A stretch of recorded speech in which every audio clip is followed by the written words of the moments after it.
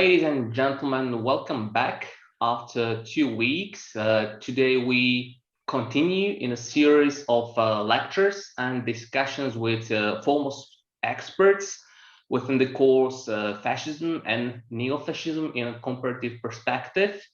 I am honored and excited to welcome a very special guest who will be participating at our second session today, live from his house in Oxford, UK, Professor Roger Griffin. Roger, good afternoon. Greetings from Slovakia, and thank you very much for accepting my invitation. Yeah, well, it's my pleasure.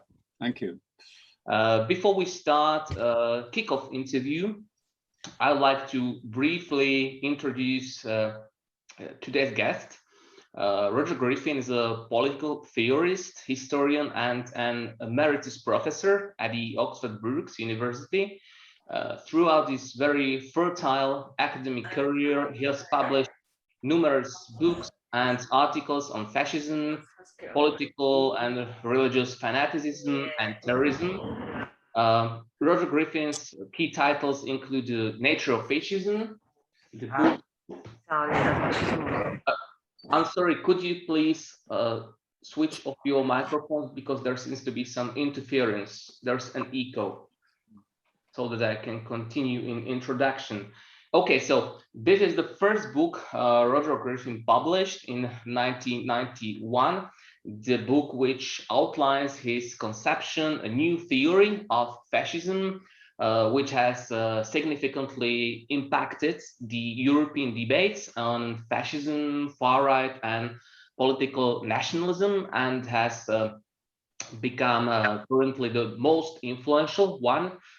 Roger Griffin's perception of fascism was later expanded in a monograph, Fascism and Modernism, with the subtitle The Sense of a Beginning Under Mussolini and Hitler, published in 2007, and summarized in a nutshell in a book called Fascism: An Introduction to Comparative Fascist Studies, published first in 2016.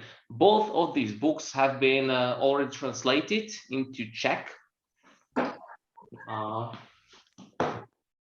Here they are. The first one, Modernism and Fascism, and the latest one. And both of these books are at disposal also for readers in their mother tongue in the Czech Republic as well as in Slovakia. The second one is, by the way, still very fresh and got to a book market just a couple of weeks ago. And based on what I've learned on internet in 2021, Roger Griffin is preparing a new book called The Divisible Self, Heroic Doubling and the Origins of Modern Violence. We're going to discuss it later. In addition to publishing activities, he also belongs to the co-founders of Fascism Journal of Comparative Fascist Studies, published by prestigious Dutch publishing house Brill.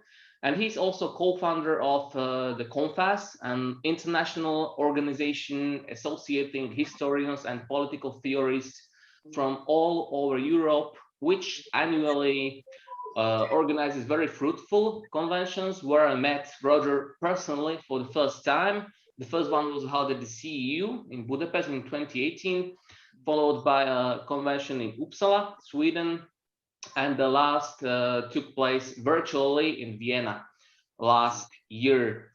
The reason why I asked Professor Griffin to take part in this course is the fact that his theory of fascism, which has been discussed for 3 decades recently, has gained a wide academic recognition, firstly mainly in Western Europe, but now it's being discovered also in countries of former Eastern Bloc, including Slovakia.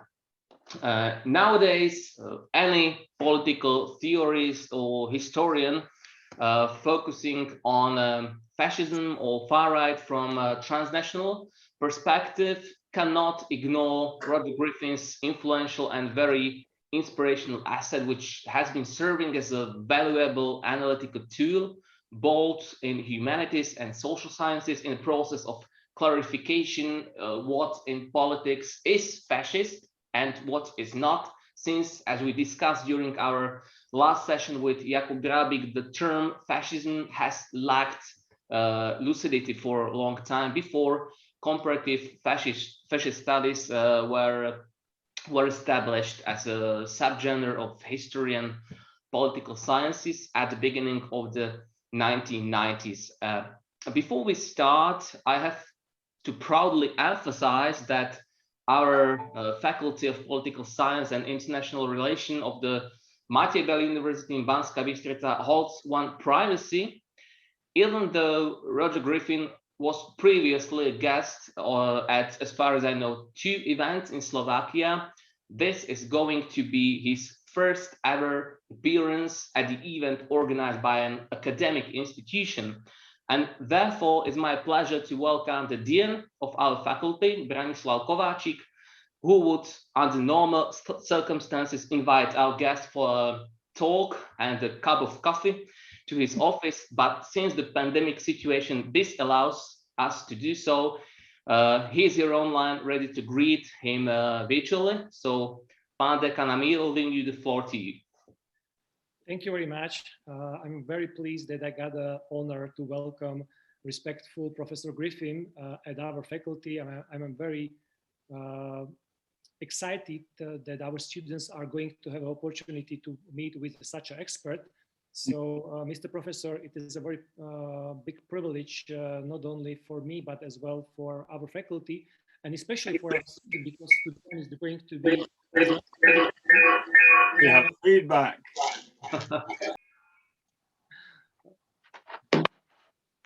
These are some kind of disadvantages of this online lectures. Will be maybe in a future opportunity to meet with you personally at our faculty. So I would like to, at this place, to thank you for accepting this invitation, and I would like to also to thank the Anton for organizing this event, because I think it will be very interesting and very good opportunity for our students to learn from the best. So thank you very much once again, Mr. Professor, and I'm sure the students will love your lecture. Well, thank you very much indeed. That's a very nice welcome from both of you. I hope I can live up to your big building. Somebody once said when they heard the introduction to them, I would like to meet him, because they couldn't recognize themselves in the portrait. But thank you very much. Welcome. Okay, thank you very much. And now let's move on to main program of tonight's class, which will be divided into 2 parts. In the first part, I'm going to interview Roger Griffin briefly regarding his life, academic career, and his work, followed by the second part, your questions and Professor's answers regarding his pre-recorded lecture you were supposed to study at home, or you can, of course, ask also more general questions which might interest you. So let's start. Roger, the first question I would like to ask you, the first thing which might surprise those who do not your career story. Sorry, there's something in the chat. Okay. So the first thing which might surprise those who do not know your career story is that originally you did not study neither history nor political sciences, but French and German literature at University of Oxford. So could you please tell us something about your path to study of fascism and what exactly motivated you to make this shift, and why exactly this phenomenon, fascism? Okay, well, thank you. Actually, if I will have to give a short answer, because you could, I mean, Proust spent about 10 years writing his autobiography in a novel, and it is actually a very tangled story. But the short answer is this. From an early age, I was attracted to foreign languages because I felt very uneasy and ill at ease being English and speaking English. I felt very uncomfortable in my national skin. And so when I started learning French and German at school, I had a rather neurotic pleasure in pretending I wasn't English. And that took me to Oxford University. And I did love studying literature, but I actually came to the conclusion that it was pointless teaching literature, that if you really loved literature, you just loved the books. And I didn't see the purpose of analyzing them and doing exams in them. But I did get very interested in the history of ideas, and very interested in the fact that every time you read a new author, you somehow had to enter into his or her worldview. You had to empathize, you had to get into their skin. And then you could see how each worldview made perfect sense to them, even if it doesn't make sense to other people. So I got used to each week studying 2 or 3 different major authors and learning to see the world in that way. So when I meet a text from somebody who might be completely different from me, might be sort of Chinese or a psychopath or a transvestite or whatever, or transgender, I would just find it interesting. I don't have a reaction of, oh, this is evil. I just have a reaction, well, this is really interesting. What a strange way to see the world, you know, so I'm curious. That was one thing, that I was open to ideology and the history of ideas. The other thing was an experience I had when I won a scholarship to go to East Germany to study German. And I was taken on a tour which took me to the study of Goethe, the writer Goethe, in the morning. But in the afternoon, we went to a beech forest where he wrote some of his poetry. And there was actually a Goethe tree, which was his favorite tree. But that tree was in Buchenwald concentration camp. And Buchenwald means beech forest. And I came away with a very deep sense of a big question. How could a cultured nation do this? How could a country that produced Goethe also create Buchenwald concentration camp? And that question lay dormant. I couldn't do anything about it. I started reading about Nazism, but none of the books seemed to answer the basic question I had. And then when I got the chance to teach history of ideas at the local university, not Oxford, but Oxford Brookes, we suddenly got a head of department who'd fought fascism in the Second World War. He'd fought in Italy all the way up to Germany.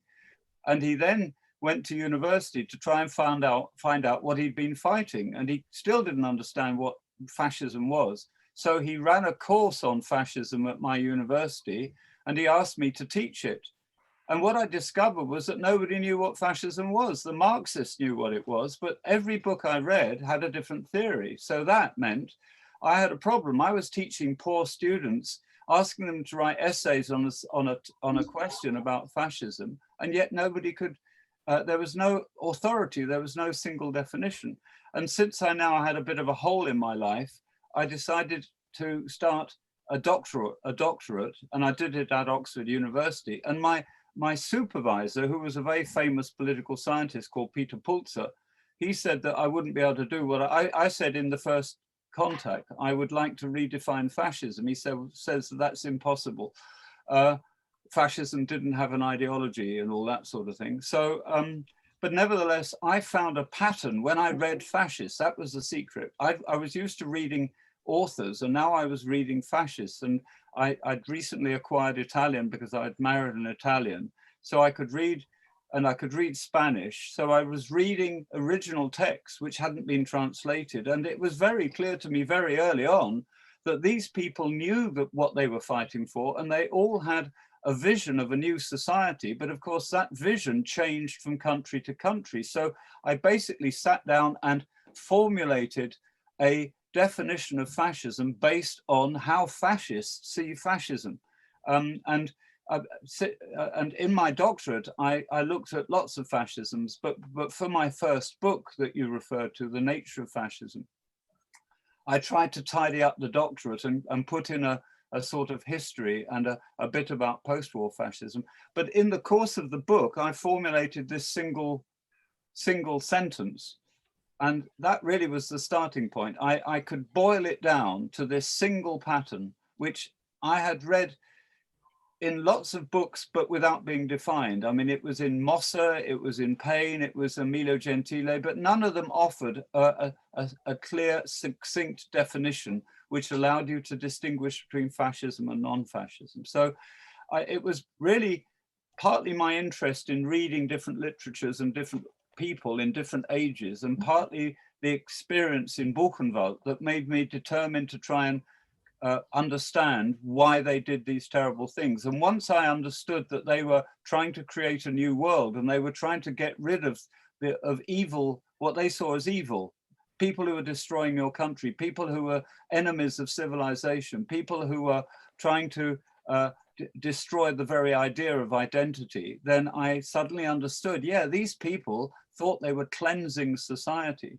And after that, of course, you know, when you look at the war in the Balkans where everybody was carrying out ethnic cleansing, I mean, that sort of thing, which is horrific, but it makes sense once you've understood what people will do to preserve their identity and create a better world.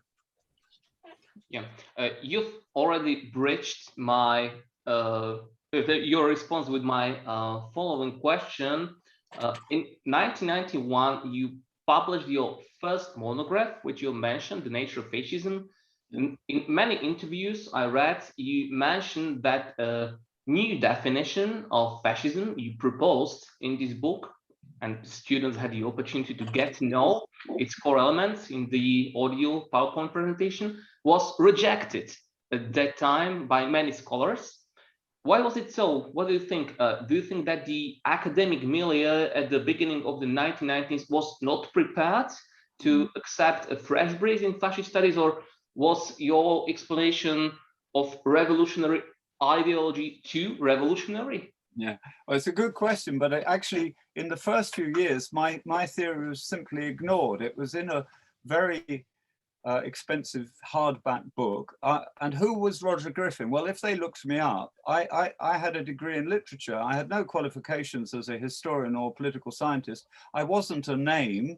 I was this late developer. I got my doctorate very late when I finally found something I wanted to really study. So in a way, it was quite reasonable that people ignored it. But also anybody who'd been brought up with traditional ideas about fascism would tend to think, well, if they were Marxist, they would reject me because they, for anybody from a Marxist tradition, fascism cannot be revolutionary. It can only be at most counter-revolutionary. It is an attempt to stop communism, stop socialism.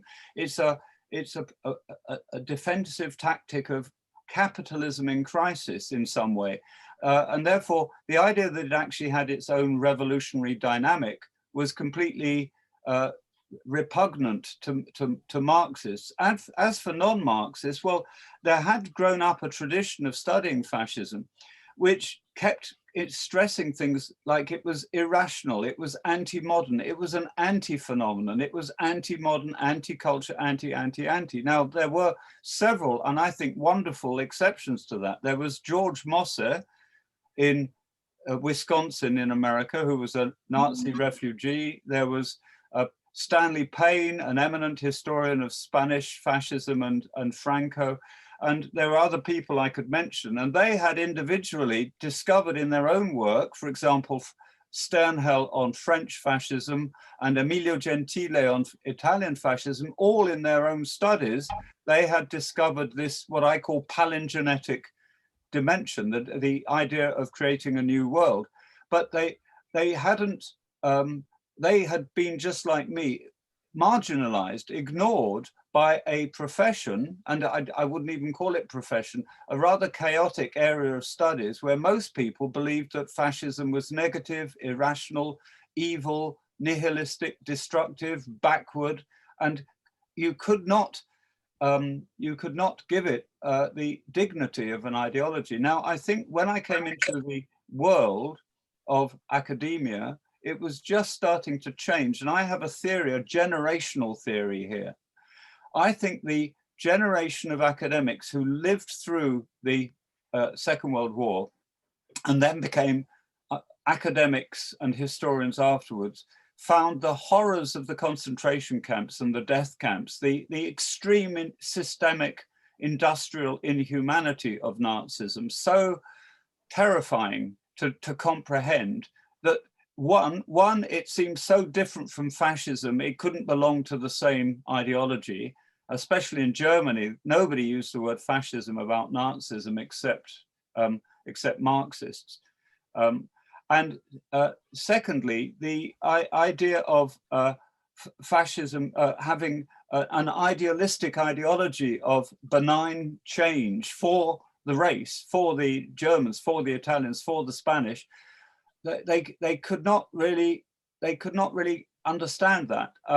They could not take seriously what fascists said about fascism. So I think that as that generation died out, as it retired, and people came into academia like me, born after the war, with a distance, with an emotional distance from the horrors of the war, we could start reading fascists without a sense of repugnance. I mean, I can read Mein Kampf like a text, but for many people in the 60s and 70s, to read Mein Kampf was to read somebody evil. Well, if you think that what you're reading is evil, you can't really process it intellectually. So I think I was lucky that I got my idea and published it just as one set of historians was retiring, and secondly, some of my heroes like Mosse and Stanley Payne were writing big books on fascism. Now, Mosse's last book in 1999 is actually called The Fascist Revolution. Stanley Payne wrote his brilliant History of Fascism, which came out in 1995. And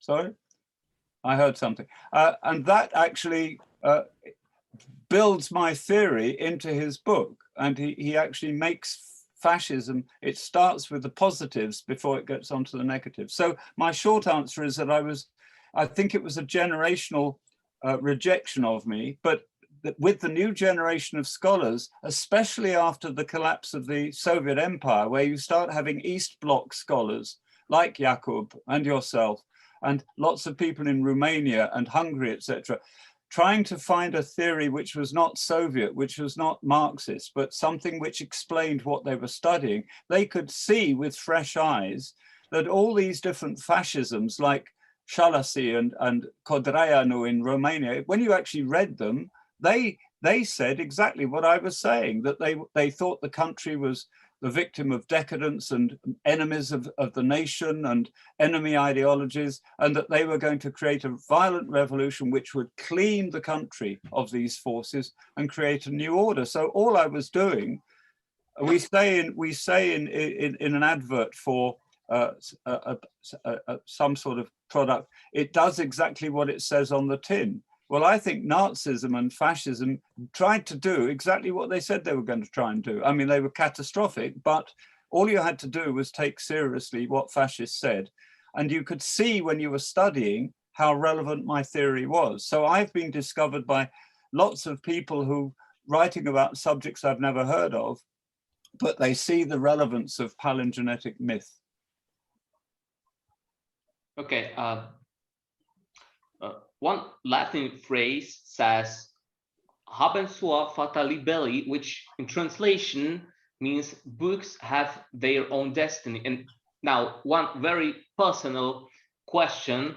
If you now in 2021 read The Nature of Fascism, your first book written by Roger Griffin, a 43 years old French holder.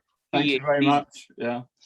Which of his arguments would you argue? And I mean, how has your perception of your own theory of fascism changed in the last 30 years? Well, the first thing I would say is that I still actually like my original definition. I mean, I think I'm waiting for somebody to write a better one-sentence definition. But I do realize that in my explanation of it, I could have been clearer. For a start, when I wrote that book, I really was focusing on interwar fascism and doing what a lot of historians did at the time. They looked at interwar fascism, then at post-war fascism as a sort of afterthought, a coda, an annex. Well, actually, now I've spent a lot more time on on post-war fascism. And of course, I've had another 30 years of post-war fascism to look at, and it's a very dynamic phenomenon. I realized that my original definition in the explanation needed a lot of modification. I'll just give you one example. Many post-war fascists now realize that they cannot have an immediate revolution. The revolution will be sometime in the future. But yet in my book, in my Nature of Fascism, I talked about the fascist revolution being imminent, being about to happen. Well, in the interwar period, it was about to happen.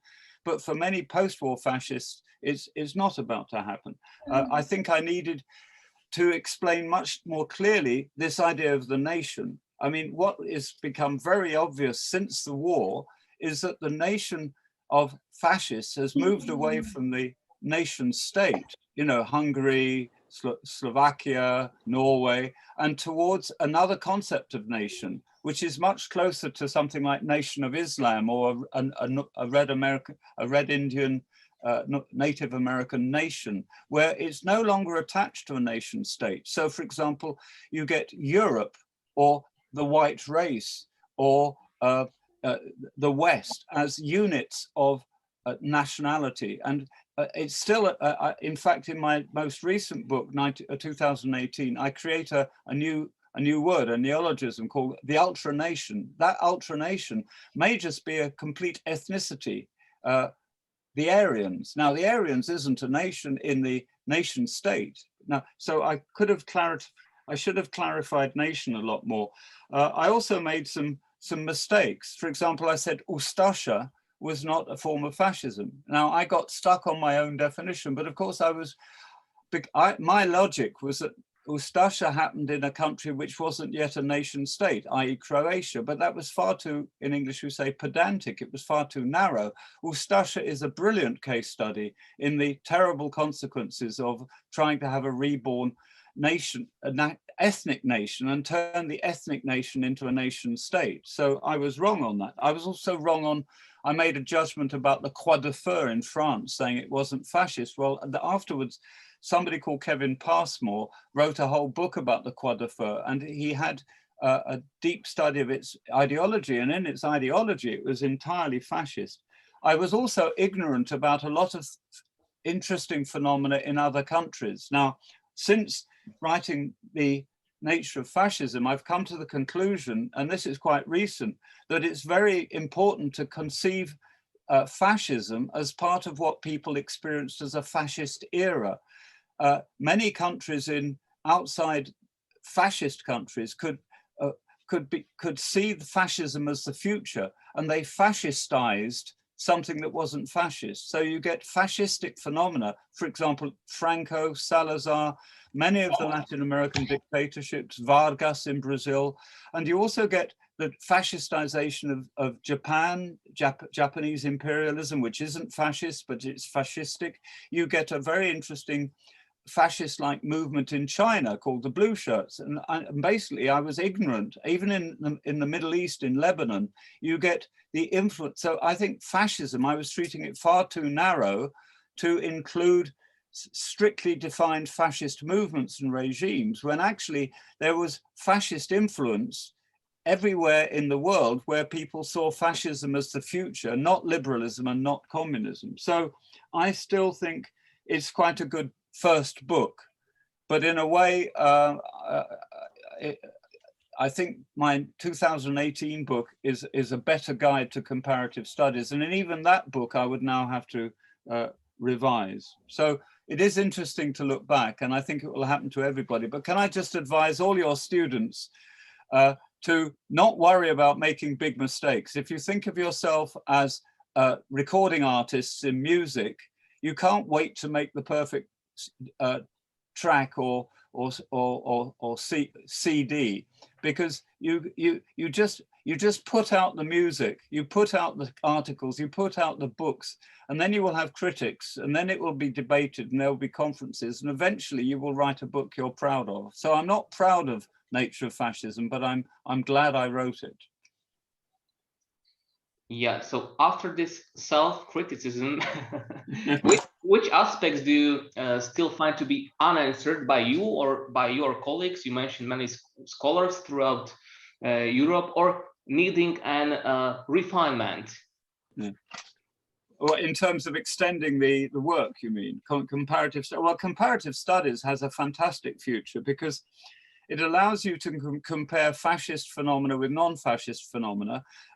Recently, there's been quite a lot of talk thanks to a guy called David Roberts and Konstantin Iordache and even Aristotle Kallis. They've all said, yeah, we're sort of over-obsessed with fascism, but fascism was entangled with a lot of other phenomena. It was mixed up with. So, for example, if you look at Spain, or Romania, it's nonsense to look at fascism on its own. Fascism in both those countries was deeply mixed up with radical right phenomena, monarchical authoritarianism, military authoritarianism, personal dictatorship authoritarianism. Latin America, it's ridiculous just to focus on fascism. You have to look at the entanglements. And from the little I know about Slovakia, for example, in Slovakia and in the interwar period, there is a deep entanglement between real fascism, biological, secular, Nazi type, and Catholic reactionary ideology. And they're incredibly mixed up. So that, for example, within the Hlinka movement, you actually get fascists and non-fascists. And so I find that really exciting, looking at countries, looking at the radical right scene and trying to disentangle the fascism and then looking at how it gets embedded in, for example, in Sweden, which didn't have a fascist movement, there was a very big interest in eugenics and Aryan myth and racial purity, and some of it moves into fascism. So there's a sort of Swedish fascism there, but a lot of it was just about race and eugenics. So that is very exciting. Also, we still need people like you and Jakub Drabik, and there are equivalents in other Eastern European countries, really writing clear histories of their own fascism in the light of comparative fascist studies. And that is now happening, and it's very exciting. And some of you are also contributing books. For example, you are, Anton, in English, so that there's a massive ignorance among Anglophone scholars about individual countries. One of my problems writing The Nature of Fascism wasn't only that Slovakia and Romania were behind the Iron Curtain, but I couldn't get the English translations of key texts. Now, more and more, especially with the web, is becoming available. And I also think that there needs to be far more work on the psychology of fascism, the psychology of things like terrorist fascism, of Breivik and Tarrant and Timothy McVeigh, and looking at individual case studies of people who convert to fascism, especially when they come out of fascism, and we can actually examine. So more on fascist culture. The fascists took culture very seriously. There's a whole cultural aspect of fascism which was completely cancelled by traditional fascist studies. And so I just think individual researchers all over the world who are interested in fascist studies can find wonderful, really detailed case studies, or do some fantastic comparative work. For example, there's an Italian and a Spanish scholar who've written a brilliant history, Herrera and Albanese, who've written a brilliant book on the networks between Italian and Spanish fascists, both interwar and post-war. Well, that book was inconceivable 30 years ago. Really exciting work. Somebody's written a whole book about Spanish fascist modernity by studying the plans for raising pigs, improvement in pig raising. And I mean, I find the human imagination fantastic. So I think it will just carry on getting a richer environment and ecology for young students, and in every country and every language. You just spoken about fascism outside Europe, and that regards to my following question. Fascism is often perceived as an exclusively European phenomenon. The CONFAS, the organization I talk about in introduction, despite its international framework, up to this day, hasn't notably expanded to Asia, to Africa, or to Latin America, for example. The continents which have, on a national level, experienced various forms of violent militaristic dictatorships, considered also according to your theory as fascists. However, without a few exceptions, you mentioned Japan, China, Argentina, Brazil, etc. We do not dispose enough case studies from these regions to make relevant conclusions regarding European fascism's uniqueness as a key inspirational source for political and cultural environments of countries outside Europe. We talk about, so may the dominating Eurocentristic perception of fascism as a phenomenon established in Europe and later distributed worldwide be contested? Yeah, well, it's a complicated one, this. I mean, the first thing I'd like to make clear is actually, if you look at the preconditions for a fascist movement, they are quite particular. I mean, you cannot have a fascist movement in a totally totalitarian regime which isn't fascist, because it will be crushed. You cannot have it in a culture or nation where the traditional religious culture is still intact. You could not have a proper fascist movement, for example, in contemporary India, because it's still dominated by Hinduism and Islam. And Islam and Hinduism, though they produce very similar phenomena, they are still not fascist because they're not secular. So where traditional society is very strong, for example, in Tibet, you could not have a Tibetan form of fascism because you have to reach a certain level of secularization.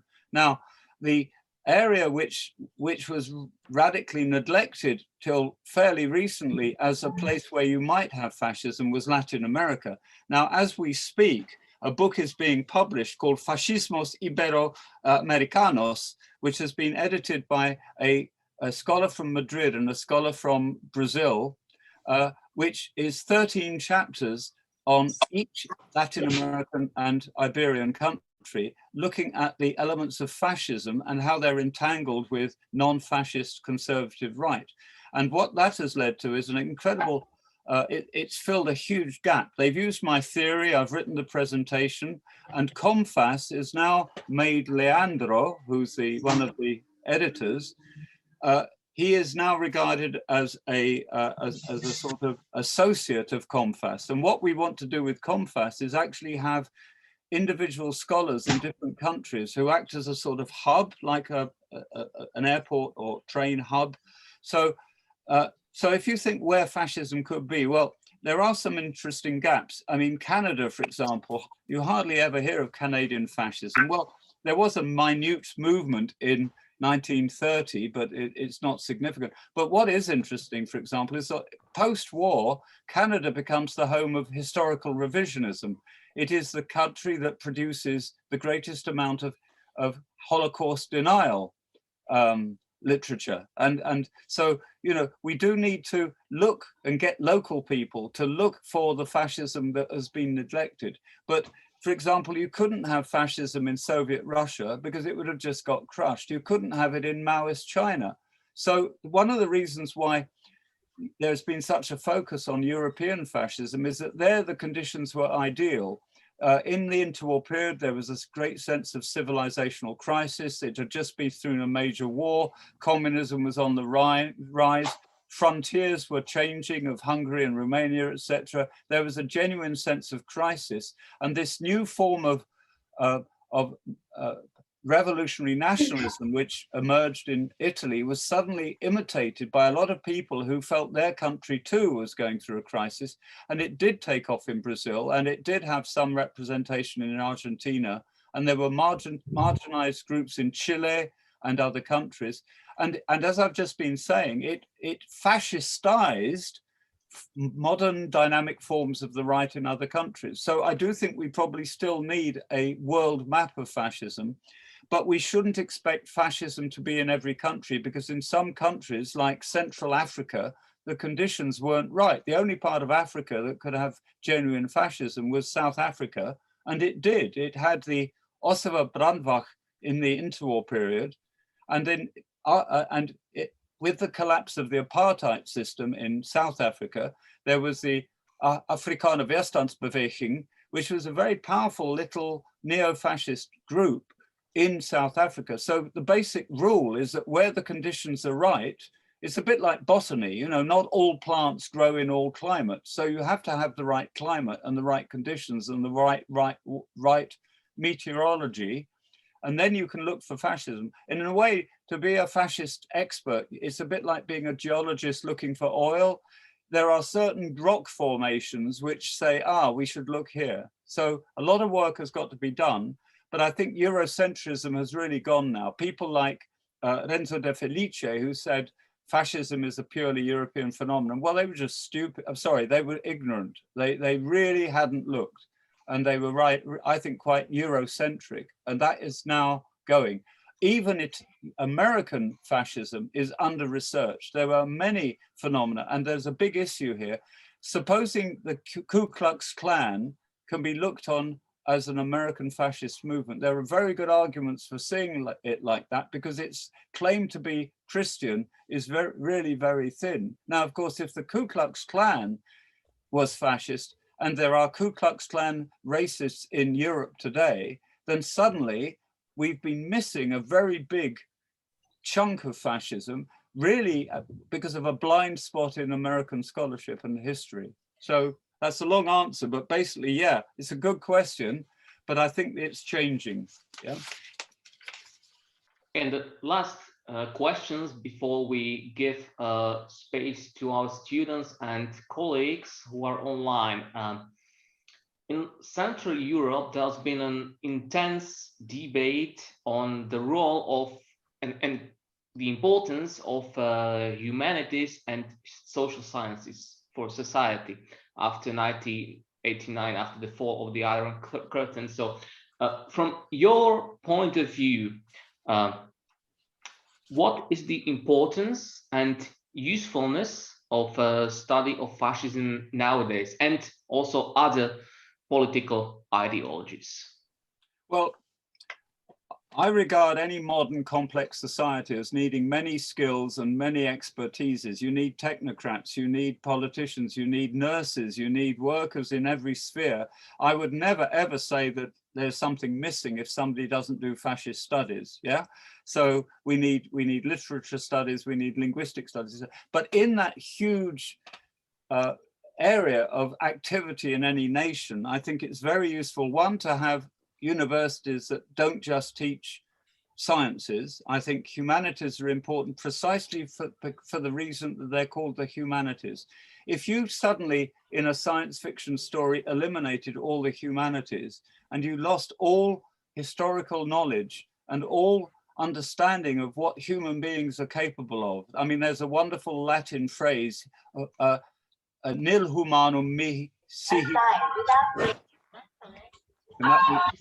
Can somebody turn off the microphone?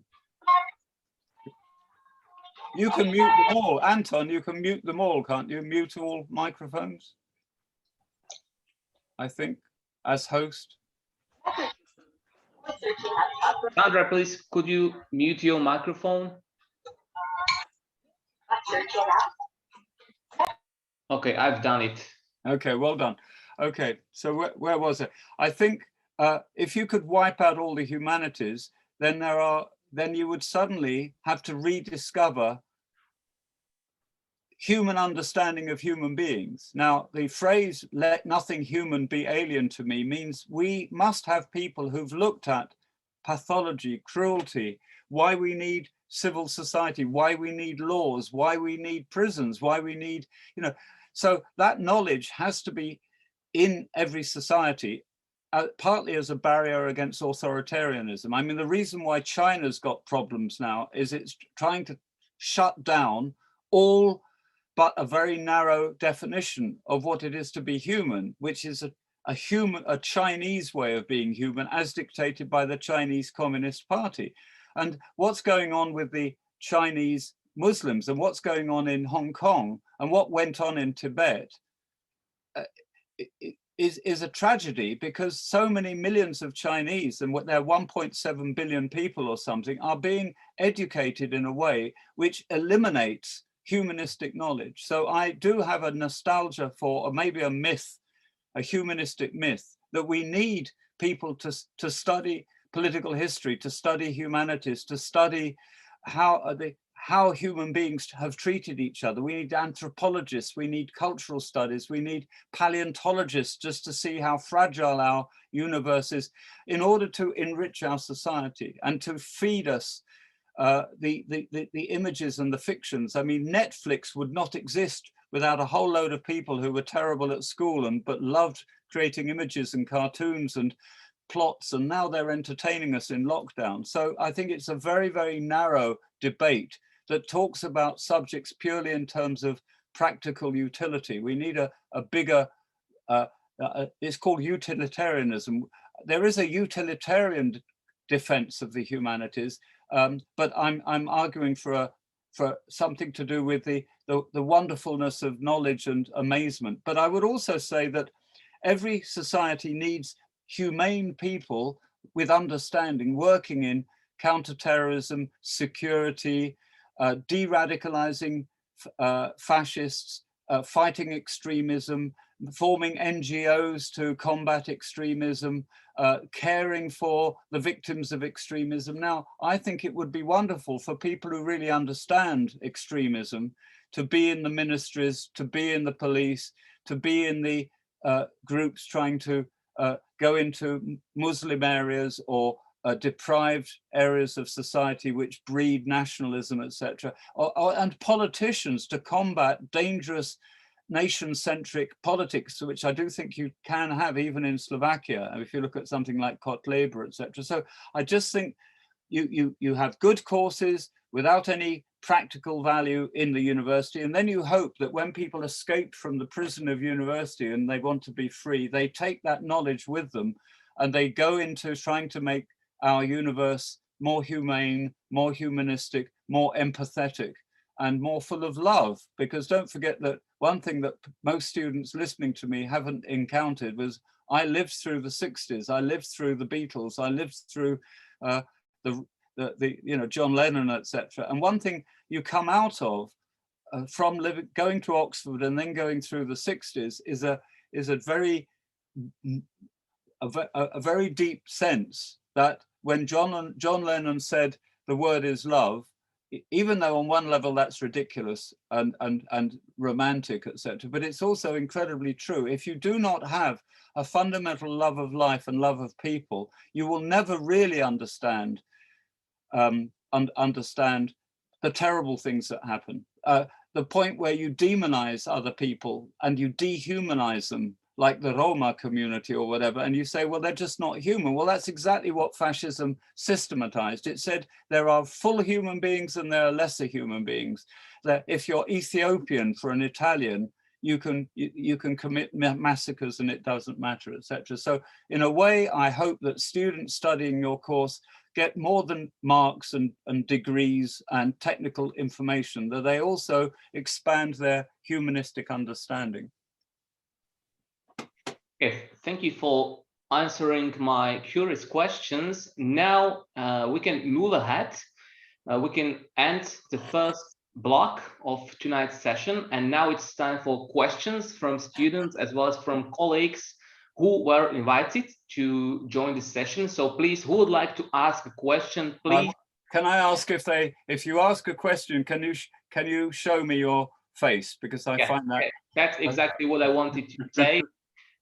Raise your hand. If you are not very familiar with Zoom, down on a bottom bar, there's a button called reactions, and here's a small yellow hand. So before you start speaking, switch on your camera and unmute your microphone. So we have the first questions. I don't know who raised his hand first, but it should be Matej Marek. Off you go, Matus. Hi, Matus. How do you pronounce your name? I'm Matusz. Can you hear me? Yeah, I can, but you're very dark. This is very sinister. Doesn't matter. It doesn't matter. Okay, Mateusz, what do you want to ask? Yeah? Professor, I would like to ask you, what is your opinion on fascism in the future? Based on experience from history, does fascism have a chance to spread in Europe within the context of migration, the growth of radicalism, or the crises await us in the future? Yeah, well, that's a very good question. And it's especially good because a lot of very serious journalists and some political scientists have constantly been talking about the rise of fascism. And they've told us that Trump was a fascist. And that actually, if you look at it, people like Putin and Orban and Erdogan and all these people are fascists, and that fascism is rising. Well, my answer is much more nuanced. I think a lot of the people who voted Trump or feel patriotically Hungarian or Turkish now, if they were in the 1930s, they probably would have been attracted by fascism. But I think that the big difference between populism and ethnocentrism and xenophobia now is that most of it is not channeled into revolutionary politics. People don't want a new order. They want their country back. They want their country for only the indigenous population. So the standard concept of populism, radical right-wing populism, because there is left-wing populism, there is also quite mild democratic populism, but the radical right-wing populism of, for example, the Alternative for Germany, is they want to de-Islamize Germany. Now, they don't say we want to kill them all and have a new Germany. They don't want a German rebirth. This is like ethnic cleansing. This is like cultural cleansing. They say things like in the party program, Islam does not belong in Germany. Now, if you follow that through into political action, what does that actually mean? Does that mean you get rid of the Muslims? Some call for repatriation, etc. Well, that's all. And as for mass murder, in the interwar period, those people would have probably been fascists. But I think the ethnocentric, xenophobic, racial hatred energies of the post-1945 era and now are not being channeled into fascism. They're being channeled into radical right-wing populism. There's a movement in Italy now orchestrated by Lega. Now, the Lega Nord used to be a northern league which wanted Lombardy and the northern part of Italy to become independent. Now, it's interesting, it's become nationalist, and its slogan is "First the Italians." Italians first. The Front National said, "Les Français d'abord, les métèques dehors." France first, out with foreigners. Now, that is not fascist, but I think it's even more dangerous than fascism. There is no chance now, I don't believe, of a fascist movement having a successful revolution and taking power. Even in the interwar period, it only broke through in Italy and Germany, and then in the Second World War in Croatia. So most fascisms failed. Fascisms now are all fragmented, they're broken up, they're marginalized. You'll get the odd terrorist attack, you'll get the odd street demonstration, but none of these will take power. What I find far more realistic is the pattern set by Orban in Hungary, who is proud of the fact that he has created an illiberal democracy. I think the terrifying future for me, which we glimpsed with Trump, was that liberal democracies throughout the world become more and more turned into illiberal democracies, that the illiberalism goes and we're left with democracies with a large segment of the population that want to put their country first. I think if you look at Bolsonaro in Brazil, who is often called a fascist, I see nothing for. You have to be quite intelligent to be a fascist. You have to do a critique of the present and have a revolutionary scheme for the future. Most of these populist politicians are quite simple animals politically. They want to put their country first. And for example, the CEU University in Hungary has had to move to Vienna because Orban introduced a law that said you can't have a university or academic institution which is not founded by Hungarians. Now, that's not fascist, but I find it really dangerous. So my fear is not the increasing fascistization of the world as countries get more and more distressed with economics and global warming and population increase and economic crisis, but they get more and more nationalistic. And in fact, in that sense, even China, where is China going? It's not going to more and more communism. It's going to more and more identity politics, more and more Chinese-centered big power, shutting down alternative identities and ethnicities and democracies. So that is my answer. The world I fear is not a world of fascism, but a world of democratic illiberalism. Does that help? Thank you very much, Professor. And may I ask one more question? Yeah, I hope it, yeah, I'll try and make it brief. Go on. Yeah. So, did the election of Kotleba People's Party of our Slovakia to the Slovak Parliament in the election in 2016 arouse any response in the United States? And if so, what image did Slovakia have after this? Well, I'm going to tell you something terrible, which is that certainly the British are very American-centric. They were obsessed with Trump. Hardly anybody follows what happens in Central Europe because we're very, very ignorant and we're American-centered. Now, I think obviously if I was living in Eastern Europe, I would be very aware of currents of fascism trying to enter populism. I think what's interesting about Kotleba, and really I'm not the person to ask because a major expert on this, well, there are two, you've got two here, Anton and Jakub, but I'm going to say, having learnt from them, that I think Kotleba himself was very fascistic, but the party was a mixture of populism and fascism. And what is really, really wonderful about Slovakia is that they took him to trial and they tried him, and he probably will be condemned if the court case, if the judgment is upheld by the, that's how I understand it. And that is exactly what we do. We should be prosecuting people. They're on the way towards banning elements of AfD in Germany. I think that we can tolerate certain amounts of populism, but we should use the law to show the population that to be a fascist is actually illegal, and it should be associated with criminality. Now, Orban is difficult because I don't think Orban is a fascist, but Kotleba had very little impact on Britain and America, to my knowledge, except in emigre communities, because we're so ignorant about, we might be obsessed with Putin, but hardly anybody knows where Slovakia is in England. Isn't that terrible? And I feel very guilty for how ignorant we are of Eastern Europe. It's such an important part of the future, what goes on in Eastern Europe. I think we better move on. Yeah, thank you very much. Thank you for that question, by the way. Yeah. Thank you. Now, Filip Sopolci, followed by Jakub Rabik. Yeah. Thank you very much for. Yeah. Hi, Filip. I've lost you. Before, can you see me? Yeah, I can now. Thank you very much. Okay. Thank you again, Professor, that you came here today.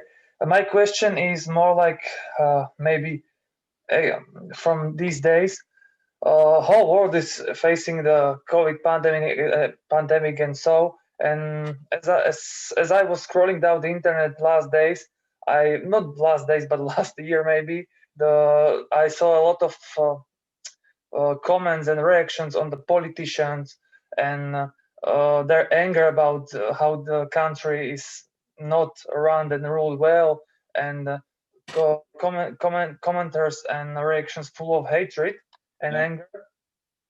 And do you think this situation, this area of full of emotions and very negative emotions, that people are stealed from their freedom and so because of the restrictions, can be some kind of seed for the more radical thoughts and not concretely fascism, but the spread of these radical thoughts for better governments or for rule of people will prevail? Or is this, and maybe similar question to my colleagues, and does this have some future, or does the pandemic situation helps the spread of radical thoughts of fascism or something like this? Yeah. I hope you understand. Yeah, no, that's a very good question. And I'm going to try and explain to you a paradox about the rise of social media. The rise of social media is fantastically paradoxical. On the one hand, it means that literally almost anybody in the world with a computer can be part of a community of people who think like them. I mean, for example, if you take anti-vax, the anti-vax movement, all over the world, there are people spreading lies and myths and paranoia about vaccination. Yeah. Well, I'm sitting in the city which created the Oxford AstraZeneca vaccine, and I've been vaccinated. So there are situations where the social media can create a vast virtual community, which seems very powerful. But actually, if you try to think of the difference between that and, say, the Nazi Party, where you had the SS going around beating up and wrecking Jewish shops and creating a terror machine, etc. There's a huge difference between virtual opinion and actual political reality. And in a way, what happened under Trump for me was very, very interesting. The alt-right, which is a sort of semi-virtual, semi-social media thing with a bit of street presence. And you've got the street manifestation, the non-virtual manifestation of the alt-right, which contains a lot of the sort of people you're talking about. In Charlottesville, it was called Unite the Right. That already shows they're fragmented. They came out, they killed one person. They sent a wave of horror through the world. It was a very bad day for the alt-right. It attracted the real fascists, but a lot of ordinary people felt alienated. Then the attack on the Capitol, which again was a manifestation of this Trumpism thing. But actually the people who took part in that attack were extraordinarily various. There were extreme right-wing Christians. There were people from the National Rifle Association. There were QAnon, this weird conspiracy thing. There were neo-Nazis. They could never form a coherent group. The problem of post-war fascism is its problem of aggregation. The miracle, if you like, the negative miracle of fascism and Nazism in Italy and Germany was the success in extreme breakdown times to aggregate all these people who wanted a new Italy, that hated communism and hated liberalism. He managed to weld them together into a new state. I cannot see how you could aggregate all these people. And I'll give you one other example. A few years ago, a couple of deep racists in England, a man and a woman, created a new fascist movement called Britain First. And within a week, they had 1 million likes on social media. So they said, great, we will hold a fascist rally. So they took over a car park in the north near their home. 30 people turned up out of 1 million likes. And there were more police and anti-fascists than there were fascists. So we have to be very careful before we somehow make a parallel between the expression of opinion and the actual physical aggregation of people, because even the mob, and you know the word a mob, it's sort of rabble, this group of unconnected people. The Nazis were brilliant because they knew you had to turn the mob into uniformed soldiers. So they had youth organizations, they taught people to march, etc. That lot in the capital would have gone to a concentration camp. They would have been taught to march and obey orders and wash and get up early and you know, they were absolutely not fascist material. Now, how on earth are you going to aggregate in individual political situations like Slovakia or Britain, aggregate that feeling, paranoia, all these different theories into an actual political force? I think it's impossible. The brilliance of populism is that you can have a populist party, and nearly every country has one. There's one in Spain called Vox. They don't talk about biological racism. They don't celebrate Hitler. They seem quite democratic. They talk about a right to identity, the love of your country, the love of Spanishness. They are dangerous because they're xenophobic. And there are elements within Vox which are fascist, but I still think the main danger, I'll tell you what my hippie fear is. The world will destroy itself ecologically and demographically because every country, that instead of forming a wonderful global movement of humanism and action, will look into itself. Instead of going centrifugal, it will go centripetal. Every country will develop its own paranoia about the situation, and look at what happened with the vaccination. We've now got vaccination imperialism and vaccination nationalism. We've got the first world prioritize. Of course, it's natural, but until we reach a stage where we literally think globally and say on two levels: one, if we don't get everybody in the world vaccinated, there will always be COVID and we can't move anywhere. Two, on pure levels of humanitarianism, every human being is equal according to the United Nations, and we should vaccinate the world. Yeah, but what's happening instead is interstate rivalry just about vaccination. Now, how are we ever going to solve the ecological crisis and the crisis of global warming in a world where everybody thinks they have a right to pollute because they say, well, India should do it, or China should do it, or America should do it, or Britain. Britain's even thinking about opening a new coal mine, and we're hosting the, so there's my despair. I'm not frightened of fascism any more than I'm frightened of street violence and a whole load of other forms of violence and inhumanity. But I am scared about a terrible form of nationalism, which isn't palingenetic, which isn't fascist, but it makes people look into themselves and keep their heads down and not have a sense of global humanity, what I call transcultural humanity. Does that, how do you respond to my answer? Do you see my logic there? Yes, thank you. Thank you for your thoughts. They're quite inspiring. Well, let's hope. Let's hope. Well, it's going to be your world and not mine. But I have a 21-year-old son, and I'm going to use a cliche of all modern parents. I'm really worried about his future, because I think our generation has betrayed your generation. Before my generation, there was international war. And then in the post-war generation, it was all about prosperity, and we had big divides between rich and poor, and it was all about cars and ownership, etc. Back in the 1960s, people were talking about global warming. Hippies were talking about loving the land. People were saying, look how Native Americans in Northern America loved the soil and loved all creatures. And everybody thought they were mad and just on drugs. And the post-war generation of politicians and academics and middle classes and people like me have betrayed the future.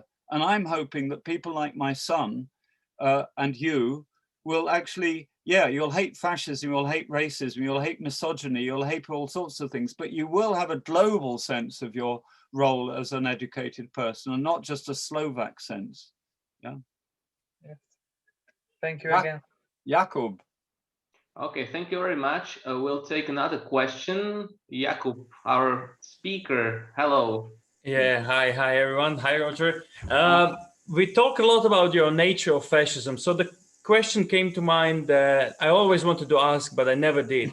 In the book, you wrote about the term parafascism. Yeah. And I personally think it's a pity that you didn't develop it further, because I think it's a very good, might be a heuristically very useful thing. I'm still thinking about the wartime Slovakia. I know someone called it fascist, someone clerofascism, someone dictatorship with some fascist characteristics and so on. And I was always thinking that maybe this term parafascism could be used to some sort of regimes, like, I don't know, Estado Nuevo, or maybe Franco in Spain and so on. So my question is, do you think that parafascism could be a useful term or something that we could look at, or is it a methodological dead end? Well, in my experience, I've launched several neologisms. I like neologisms. Like, for example, I will be really happy when I read a book which uses the term ultranation. Now, I think ultranation is useful because it's a back formation from ultranationalism, but nobody's used it yet. I also created the concept of political modernism, and which I described the Nazi Third Reich as a political experiment in total innovation, which is the political equivalent of radical artistic innovation, like expressionism or surrealism or whatever. that I've never seen anybody use that. I also had a very early a term for populism, which I call ethnocratic liberalism.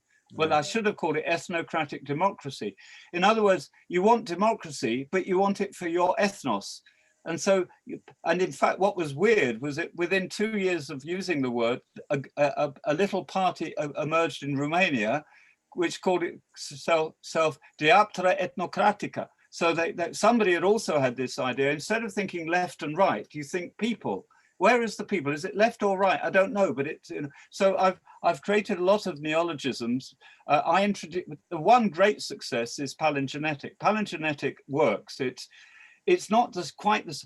I was once asked by George Mosser, why don't you just use the word revolutionary? And my answer was, I see the impulse to create a political revolution as an expression of palingenetic. I mean, in other words, in a hierarchy of impulses, the palingenetic underlies the revolutionary, and I think that's brilliant. And I've never had a chance to work it through, but it certainly makes sense to people, and people adopt it. People adopt terms when they realize that it fills a gap that they were aware of. Now, parafascism, I liked it. I liked it because I needed a term for Franco. I needed a term for Vichy. I needed a term for regimes which were very much now. I had a chance to revive the term because a few years ago, Antonio Costa Pinto, who is my major colleague in Portugal, he actually produced a book which looked again at interwar fascism and parafascism. And I had to write an introduction to the book about parafascism. I've never seen it used. Obviously, it bounces off people. However, I've now rethought it. Why? Because when I was writing the presentation for this wonderful new book, which will come out this year on, and it will be in English as well, we've got a hailstorm, a very bad storm outside, full of hail, you know, ice. Right. Fascismos Iberoamericanos. Now, what was very clear in that book was there were lots and lots of right-wing, conservative, militaristic, authoritarian phenomena which weren't fascist. The classic example is Vargas. Vargas in Brazil had a big fascist movement in his country, totally ignored by Eurocentric historians, which was called the AIB, the Brazilian integralist action. Now, Vargas stopped the movement because he was an authoritarian and he didn't want a revolution, but like Salazar and like Franco, he fascistized his regime. He called it Estado Novo. He had uniforms, fascist salute, etc. Now, we need a word for that.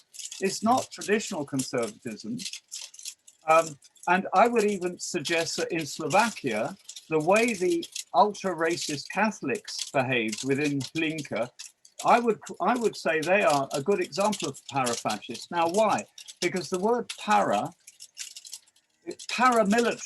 paramedic, these are people who are in that area, but they're not fully professional. They're not fully trained. A paramedic learns enough medicine to help people in first aid, but he's not they take them to a hospital. Now, in the same way, there's real fascism, that's the hospital, and then there are parafascists who are moving the patient, moving the country in that direction. I think it's a good term. I'd still like it to catch on, but my way of expressing it now is to say that a regime was, well, I will now redefine parafascism for you. A parafascist regime in the interwar period is a regime that genuinely or wants to appear to belong to the fascist era.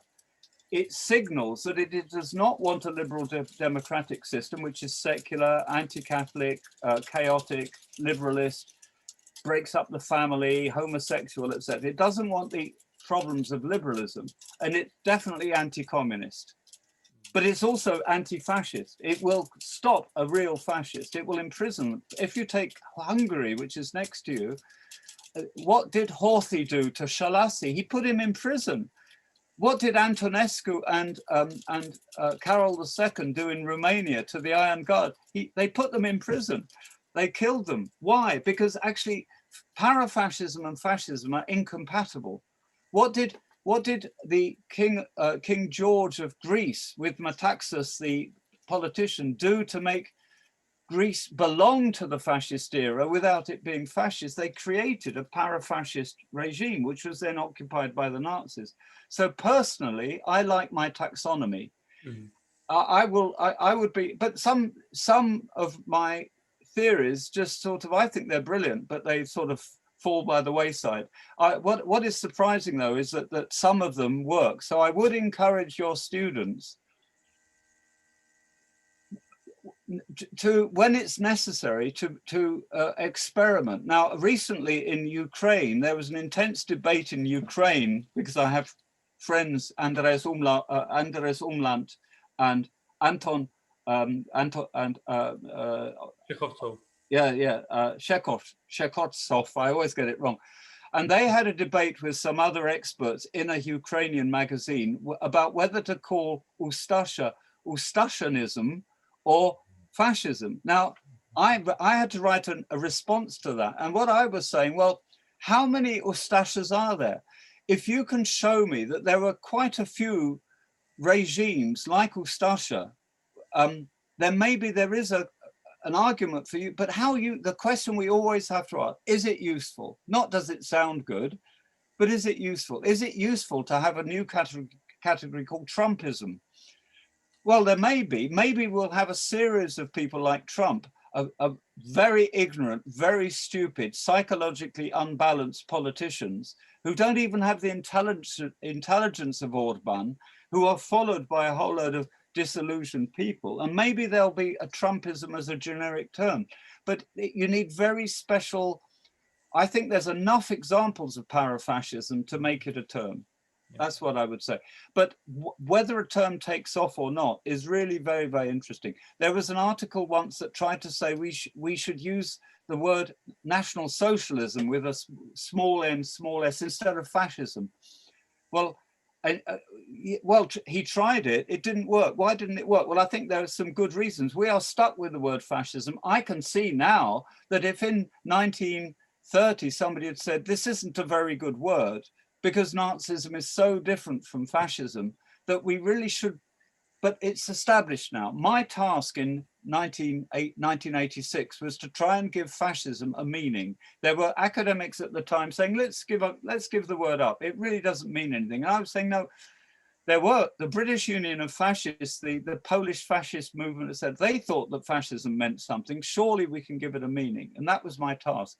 And it seems to have worked. And it's really thrilling that so many people are now using my approach without even questioning. It's just normal now. That's good.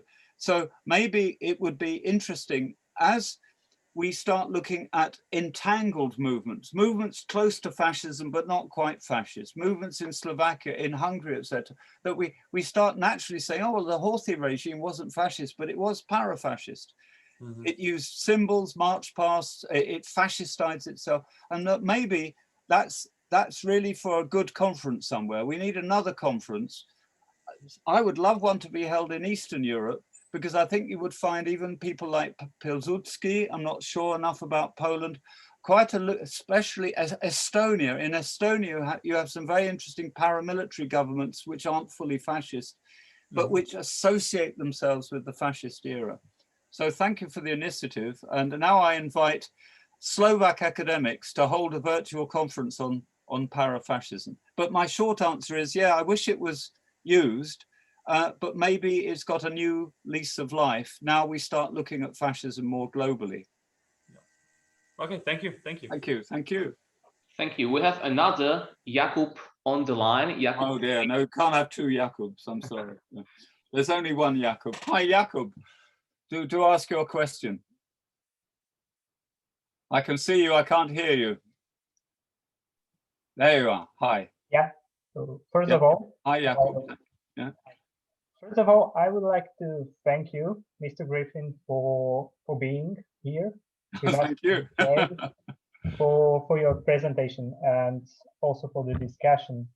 I must confess that even for me, as a student of political science, the term fascism was really a tough nut, but your presentation really really helped. So my question is, according to your presentation and examples you have mentioned, are the ultra-nationalism will to destroy existing world order and the palingenetic mythic core, the attributes we, but also public, can use to identify whether some political party or movement is fascist or not? Yeah. Thank you. Okay. Well, let's be clear. The word fascist will still continue to be used by you talked about the public, yeah? Now, in my country, in America, maybe even in your language, certainly the communists use it, the Russian communists as well, and Marxists use it as fascism, really in a way which is totally different from the way I've been using it. Fascism can be used as an insult for somebody you don't like, or a racist, or an authoritarian. We even have words in English like health fascism and fashion fascism, and fascism is a very loose word, and the public will probably continue to talk about any right-wing regime as fascist, yeah? And you even get serious academics in America like Jason Stanley, and there's a woman called Susan Churchwell who insists that Trump was a fascist. So I have accepted the fact that the word really has a life of its own. I cannot impose my strict definition onto the word, but I think when it comes to legislation, to laws banning hate speech and banning parties, banning political parties, I think my definition and my approach could be very useful to legal experts trying to define the point at which a party is legitimate or illegitimate. Now, to give you a concrete example, in Germany, they have an institution, a branch of government called the Verfassungsschutzamt. This is the office to protect the constitution. It is illegal in many countries to create a fascist party. But it's always, why? Because fascism is revolutionary and racist and wants to destroy democracy. So it would be logical for, and I'm sure that the EU has legislation to stop hate speech and racial persecution and therefore fascism. The big problem has been since 1945, how do you apply the law when you can't define fascism in a strict legalistic way, right? I'll give you a wonderful example. There was a guy called Julius Evola, who is the main ideologue of fascism since 1945 in Italy. He was actually put on trial in 1948 on the charge of being a fascist. And he basically said, one, I was never a member of the fascist party. Two, you define fascism and I'll tell you whether I'm a fascist. And they couldn't define fascism, so he was never put in prison. Yeah. Now, in the case of the AfD in Germany and Kotleba in Slovakia and several other parties in Europe, I would have loved to have seen an instant response by the legal system to arrest. It's happened in Greece. Now, in Greece is a good example. In Greece, the main leaders of the Golden Dawn have been taken to court, and I think the judgment still hasn't been finalized, but basically they have been criminalized for setting up Golden Dawn. That is what I think should happen to all fascist parties in the whole world. But the trouble is that in many legal professions and in many ministries of law, they lack a legal definition of fascism. So I think that the example of Greece and the example of what happened in the trial of Kotleba, partly because of the input of Jakub Drabik and maybe of Anton as well, and incidentally also in the trial of Anders Breivik, my theory of fascism was introduced into that trial as well. It would be very good if newspapers and the media and television programs used the word fascism in a strict way, which corresponded to a legal definition. Yeah? Because then you would have a situation where if somebody was accused of being a fascist and was not a fascist, he could accuse the accuser of what is called libel or calumny, and you could take them to court for defamation of character and say, look, my behavior, my beliefs do not correspond to fascism, and you have committed a crime in accusing me. But at the moment, it's a mess. In country after country, there are movements and groups which continue to operate in public space, in civic space, when I believe that they should be banned. Yeah. The British government recently has used its power to ban one group in Britain called National Action because it was a fascist terrorist group. They didn't know about the fascism, but they did know about the terrorism. If you have a house full of armaments and you're planning bomb attacks, that's illegal, and the counter-terrorism police come in. So what was interesting for me is that National Action is a neo-Nazi fascist group, but it was not condemned for its fascism, it was condemned for its terrorism. So your question leads me to argue that there is a terrible gap between what's going on in comparative fascist studies and political science departments and what is going on outside academia.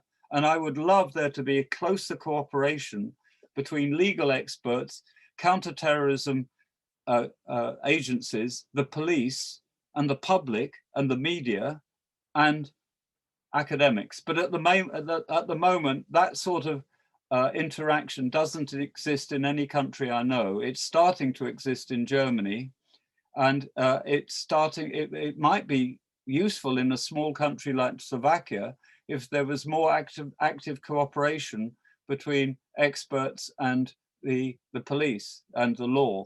But that hasn't happened yet. Maybe that's something you can do with your political degree when you come out of university.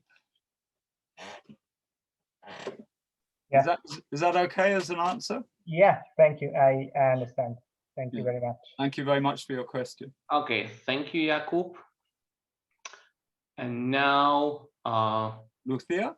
here's a colleague, a historian who works at the Museum of Slovak National Uprising. And if you, Roger, can one day to Banská Bystrica, he might give you a special personal guided tour to the museum. Juraj Lepiš, welcome. Oh, thank you very much. Hi, Juraj. How do you pronounce your name? Juraj. Juraj. Okay. Thank you very much for the opportunity to ask a very small question. Yeah. Jakub Drabik already mentioned part of it. My question is, nowadays we feel very often that in the social media and in public in general, the term fascism is being used and overused, not only fascism, but some other terms as well. When we work with regimes like in Poland in the 1930s or in Hungary, and we compare them partially to regimes where they are now, is it, in your opinion, necessary for us in the future to create new terms, not only for ourselves, historians, but eventually terms for the public in general, so that the terms like fascism and other similar ones will not be used, overused, or in the end, basically misused? Is it, in your opinion, necessary, like you mentioned, para-fascism, which is a very, very good term, I consider, is very nice. Will it be necessary in the future for us to actually make new terms for ourselves and for society as a whole? Well, I think the wonderful magic of language is that you can put it next to each other, ourselves and the public at large. I mean, there is a huge gap between academic understanding and public understanding, unfortunately, and this is where the gatekeeper of this use of language is the media. And then if you look at how people become journalists, most of them go to journalism school, they don't do political sciences. And I think I think that there's something practical could be done about this. I mean, I haven't got the power. I'm not in the right place. I mean, all the students will find out in life that what you can do depends on where you are in society. You can always do something, but I've never been in a position to do anything about this. But I think it would be wonderful to have a quite serious, I mean, after COVID, when we've got a bit more time, but if governments organized seminars at the heart of government in what we call in England the Home Office, actually in a political institution, bring together media and academics about certain key concepts, not just fascism. There are many areas in what goes on in society. I mean, for example, recently in Britain with the COVID, we've had to fight a campaign to stop people spreading conspiracy theories about the vaccination, especially because the BAME group in British society, that's Black, Asian and multi-ethnic and other minority groups in Britain, they are, in general, they reject the idea of vaccination. So here we have a public health problem.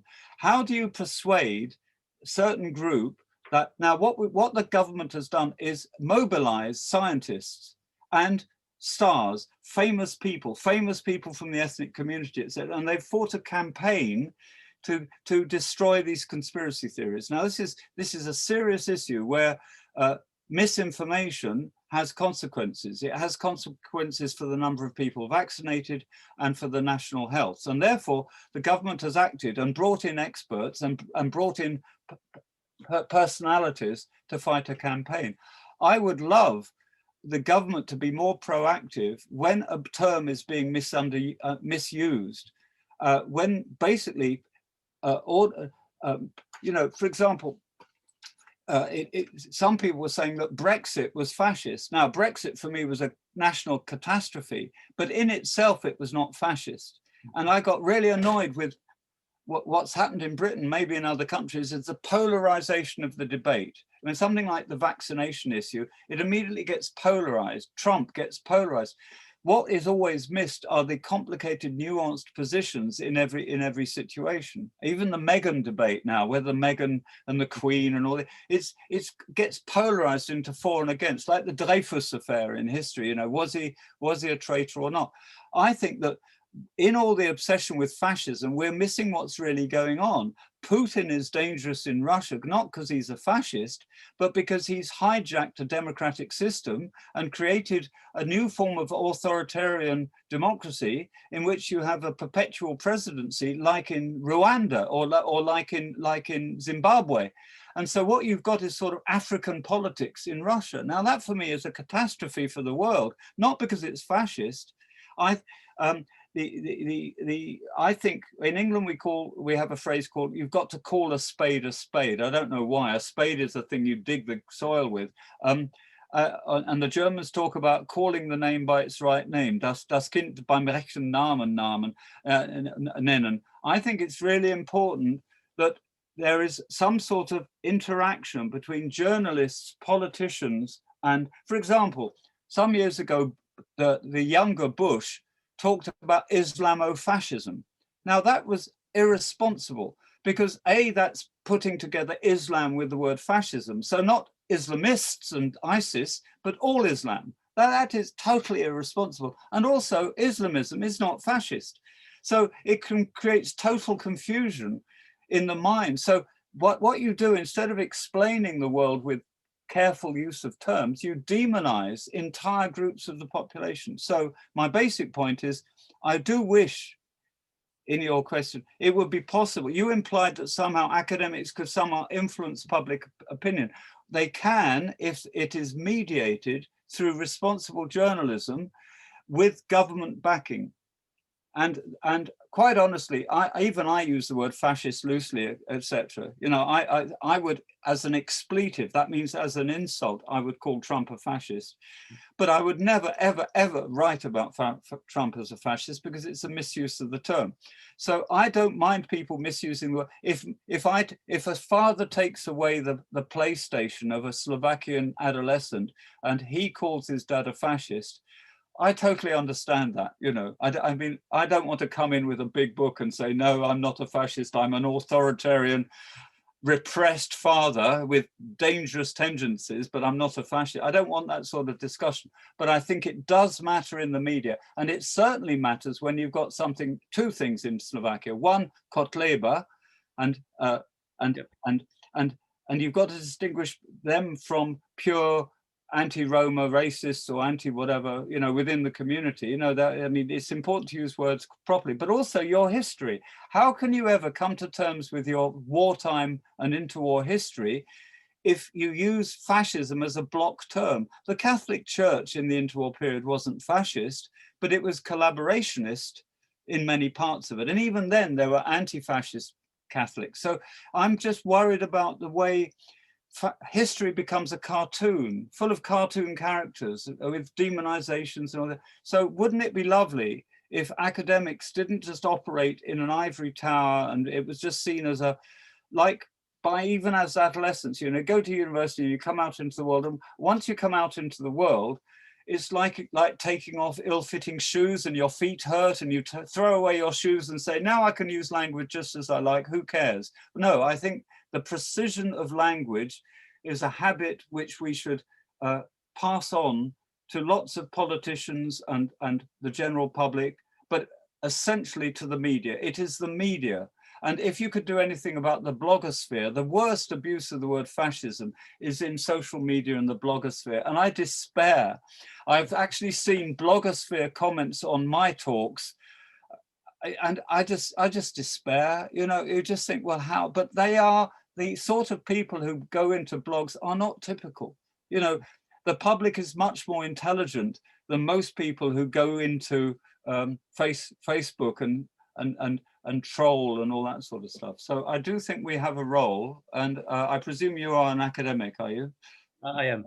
Yeah, you could have been a mature student, and I presume you do not take the PlayStation away from your children, and that you are not. I have not children as of yet, so I can't take anything from them. Oh, that's really fantastic. So thank you for your question. Yes, but please, in every country there should be far more cooperation and collaboration between the media, and in all its forms, and people who do documentaries. I mean, I see documentaries about fascism, and whoever did it is very good with camera work and very good at doing interviews, but has no bloody idea, we say in English, about what the word means. And so what you get is just a lot of images and talk, and you come away with no knowledge. We need more knowledge and less impressions.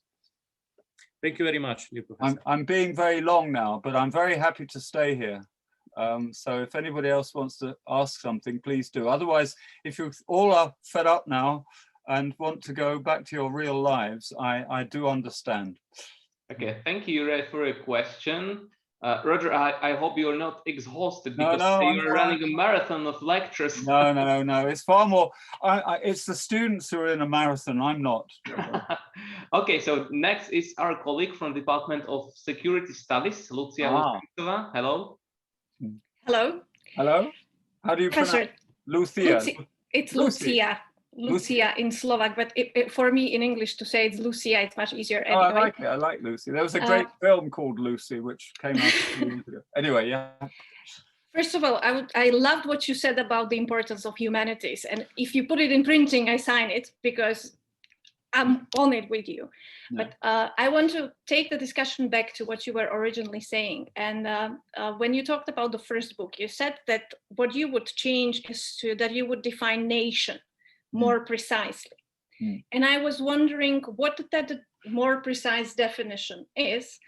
And then is there any correlation we can find with the growing nationalism in this your own definition or more precise definition of nation? Because that's the thing, you read anything and the definitions people are using are different.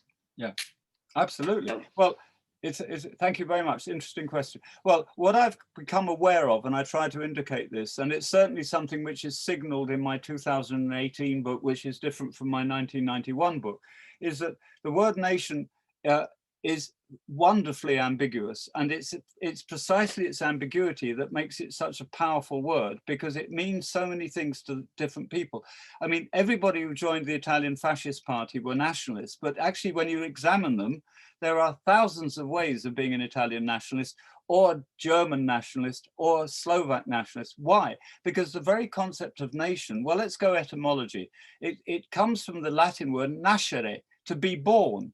Now, here we have a political entity and a historical actor, which goes back to the idea of birth. Now, what is it that unites people into an entity, an organism, a collectivity, just through the fact of birth? Is it where they are born? Is it their parents? Is it their genes? Is it their somatic traits?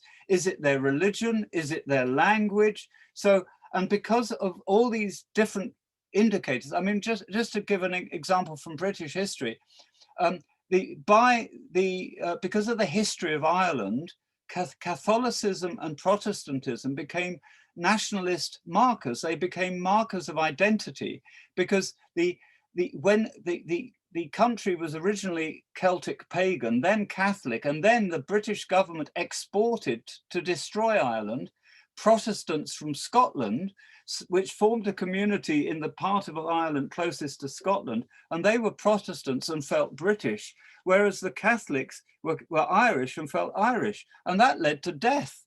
People were killed according to their religion, but it wasn't a religious conflict.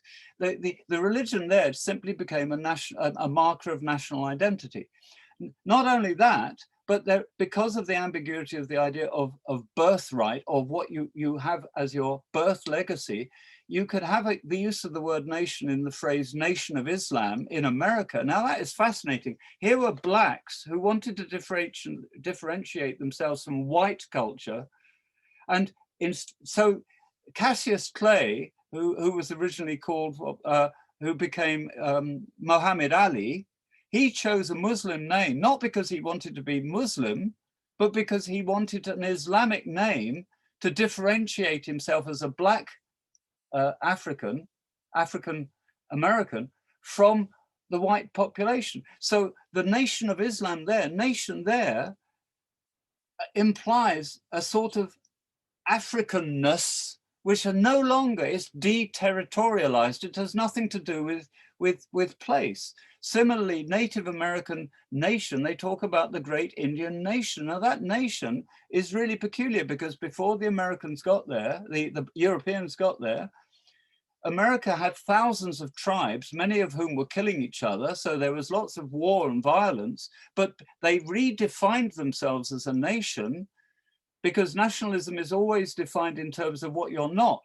So the remaining American native Indians defined themselves as a native American nation, not because of territorial or historical or cultural similarity, but as contra-distinction to the colonizers and the settlers. So the word nation is fantastically flexible and multi-semantic.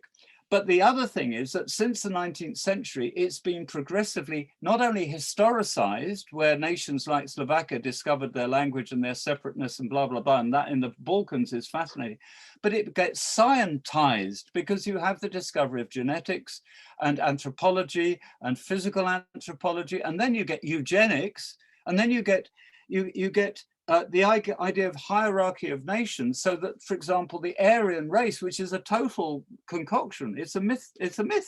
And it's a myth that actually comes from language studies, because 18th century philologists in Germany discovered that there are a lot of Sanskrit Indian words in German. So and that somehow ends up with people being having their skulls measured by the Gestapo in Poland to see if they were Aryan based on the color of their eyes and the size of their skull. So the whole history of nationalism, racism, and national identity is completely bonkers. The Nazis operated, bonkers, by the way, if you don't know English means mad, okay? Loco, yeah. It's a lovely English word, loco. Right, so the Nazis, if you look at Nazi nationalism, it is totally schizophrenic. On the one hand, it is historical territorial nationalism. They want to get the Austrians in. They want to get the Sudeten Germans in. They extend their territory. But when the Gestapo got to Poland, they kidnapped Aryan-looking Polish children and gave them to foster parents in Germany to make them German, but because they were not originally German, but they were Aryan. So in German, under Nazism, you have a racial definition of nation, which is also a deterritorialized Aryan definition. So they could go to Norway and feel that they were going to a more authentic form of being German. I mean, this is all mad. So the beauty of nationalism is that if you are a nationalist, it is it's what's called a floating signifier. It can mean anything. You can be Slovak or German or Hungarian or English. Look at, I'm English. I was born in when they ask me on a passport thing, what are you? I can say I'm British, I can say I'm English. I actually think of myself now as Anglo-British. Why? Because there are many British people who are not English, but they live in England, but they are Pakistani, Hindustani, whatever. They are totally British. They can't even go back home because they can't live there anymore. Their children and their children's children are all British, but they're not Anglo-British. They are Indian British or Caribbean British or whatever. So I believe that to any liberal who is immune to racial hatred, and I believe that one of the great values of studying fascism is to give you like the equivalent of the anti-COVID vaccine. It vaccinates you against hatred, unless you've got serious mental problems. So I believe that the sign of being a liberal nationalist is that you hyphenate your nationalism and you are proud of any elements in your background which don't fit into being Slovak or British. My father was Irish, my wife is Italian, my son is Anglo-British in legal nationality, but he also speaks fluent Italian and he swears much better than me, and he could end up living in Italy. Now, what would he be at that point? There were a whole group of people after the Indian colonization by the British called Anglo-Indians who were neither British nor Indian, and they were Anglo-Indians. So for me, nationalism is both absolutely fantastic. It's all bound up with identity. It shows the extraordinary ability of human beings to create mythical senses of belonging, but it suddenly goes from a cuddly, beautiful, fascinating thing to be a lethal weapon. It's a lethal weapon in the hands of a nationalist of hatred, because wherever they are, they can create a toxic form of nationalism.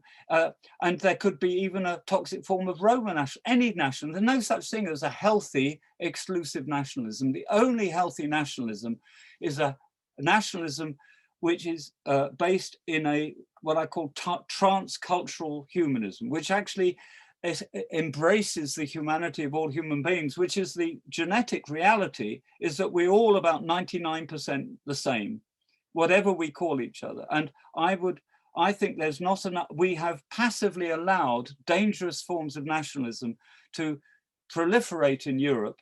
And I've seen it everywhere, and it's in Czech Republic, Slovakia, Hungary, everywhere. And one of the terrifying reactions to the EU and to globalization and to poverty and to is to go back into your nationalism, what somebody like Orban encourages. So nationalism is something, again, that by studying it, you can demythicize it, and then you can embrace your otherness, embrace the uniqueness of your national identity, and also be allergic to attempts to mobilize it and politicize it and turn it into a weapon of hatred. Now, I don't think I've answered your question, but was that it's actually amazing, and I'm really happy that Anton is recording this, because I would like to have it and see it and have a chance to listen to what you just said again. But I'm not sure if you're aware, there is in IR, there is a huge campaign now to do IR globally. And basically what they are saying is exactly what you said. First of all, you need to go back to your roots and get to know your own identity. What does IR stand? International relations. Oh, like global, sorry. My ignorance. Yeah, okay, yeah. Global international relations. So they are trying to define what it is, and you're part of that. You're part of that. Not yet, but that's my plan for the future, because they are doing few conferences in US right now, and it's everything online thanks to the pandemic. Yeah. But it's exactly going back to your roots, getting to know who you are, and then transfer it to what you can bring into the globe and humanity. Yeah. There are two ways of going. There was this fantastic, your students probably don't know, but in the 1970s, there was this absolutely extraordinary program in its effect called Roots. It was just about the history of one Afro-American who traced his Africanness back to a particular tribe and a particular village in Africa. And it had a catalyzing effect for American Black consciousness. But of course, almost immediately, the rise of Black consciousness, in which is beautifully called in French négritude, which is the love of your Blackness, divided into two forms of belonging to Blackness, one of which was transhumanistic and completely compatible with other people. And the other one led into black power, and which I totally understand, black power, but it's terrifying. Once you somehow, it's all about not idolizing and sacralizing your own identity. We must love our identity in order to love other people's identity. Because I will tell you this, there was once DNA analysis became cheap, there was a program in Hungary to find out how many Hungarians were really Hungarian. And to the great dismay because Hungarian nationalists had this myth of pure Hungarianness, and only about 30% had an ancient DNA going right back to the 6th century. I mean, we're all a mess. We're all a mess. And I will finish my little lecture to you with a quote from a wonderful example of this called Salman Rushdie. Now, Salman Rushdie was an Indian writer who caused a big problem and a fatwa to himself, which could have got him killed. He wrote a text called Satanic Verses and had to hide for 6 years from Muslims who wanted to kill him. And while he was in that, he reflected a lot about identity. And he writes a series of essays called Imaginary Homelands. And in one of them, there's a passage where he talks about his own identity. And he says, I, like everybody else, I am a bastard of history, and I celebrate my mongrelization. He said that my Satanic Verses are a celebration of potpourri, a bit of this, a bit of that, and a mélange, a mess. It is through mélange, it's through interaction between different things that novelty comes into the world. As one of my aunts said, like flavors when you cook. He compared national identity to making a curry. And we are all a big, messy, smelly curry of identity. And we must become allergic to people who start using the word Slovak or Hungarian or British, which happened under Brexit. You know, we have buried our history of slavery. We have buried the atrocities in Ireland. We have buried the atrocities to our own working class. We have this mythical thing called sovereignty, which will impoverish us and take us out of the international community. Britain has become a disaster because of its obsession with loss of identity and loss of power. But I do see wonderful fact. It is interesting, isn't it, that I'm taking part in this conference, and that since lockdown, I've been in Israel and Slovakia and Poland, and I'm going to be in Ukraine. You know, I find hope. I find fresh green roots of humanity more in Eastern Europe than I do in Western Europe. So I'm glad to meet people like you who are obviously on the right side of humanity. In other words, the left side of humanity. Yeah, I'm still learning, and I'm learning a lot, but thank you. This is really, really brilliant. And I believe we could talk for a long time, but there is one more question. We can do another Zoom conference. It's cheap, you know. Yeah, that's true. That's true. Unfortunately, I will have to go. It's a good thing to come out of COVID, yeah. Definitely. We could call it COVIDio, and we can have yeah, okay, thank you very much, and bye. It was really nice to talk to you. Yeah, and it's reciprocal, as we say in English. Yeah. Anton, I'm sure some students are dying or have left their name there and going down the pub. Okay, we'll take the Matej Vrab's question, and if anyone wishes to ask Professor Griffin anything, please raise your hand now. Okay. Or email me later. I'm quite happy to be emailed. Okay. Yeah. And do go home and do turn off if it's too much for you, because your head is probably aching from all this English. Yeah. Okay, so Matej. Thank you. I have the following question, historical question concerning Oswald Mosley and the British Union of Fascists. Yeah. We know that he started as a conservative and later went to be a star in the Labour Party. Yeah. And he left the Labour Party because of the disagreements over the economic policy. Yeah. And later founded a new party that eventually became British Union of Fascists. Yep. My question is, do you think it was a badly calculated political move to create a fascist party a few years before the outbreak of the Second World War? And do you think he would have eventually had a better chance to be a prime minister if he stayed in the Labour Party? That's a very interesting question. And I think it's based on a fundamental misunderstanding of Oswald Mosley, because he never wanted to be a prime minister. He would have been a prime minister if it had allowed him to change Britain. He was a revolutionary. He wanted a different Britain. He wanted what he called in his manifesto a greater Britain. And he tried desperately to work through the party political system to achieve that. Unlike most fascists, he did not despair immediately of liberal democracy. He thought, in the wake of the First World War experience, that Britain would be ready for a complete, what the Americans call New Deal, homes fit for houses, a greater distribution of wealth and power, a genuine national community, which would bring together a patriotic community, which would become glorious and strong. Don't forget, this was a time of the decline of the British Empire and problems in Ireland, etc. His hyper-nationalism, he wanted to channel through the existing party political system, and he tried the natural home for that sort of attitude. He was an aristocrat, he had a very aristocratic accent.